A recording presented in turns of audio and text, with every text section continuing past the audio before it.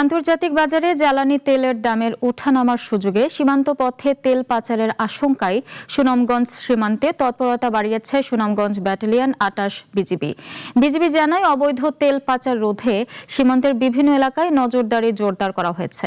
বসানো হয়েছে একাধিক চেকপোস্ট এবং বাড়ানো হয়েছে টহল ও গোয়েন্দা তৎপরতা।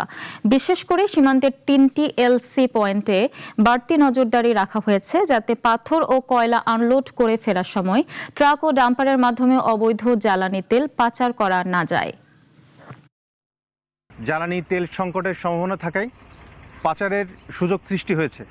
এ লক্ষ্যে আমরা সীমান্তে গোয়েন্দা নজরদারি বৃদ্ধি করেছি। এরই সাথে সাথে আমরা যে সকল স্থান দিয়ে এই জ্বালানি তেল পাচার হতে পারে সে সকল স্থানে আমরা কিন্তু চেকপয়েন্ট স্থাপন করেছি।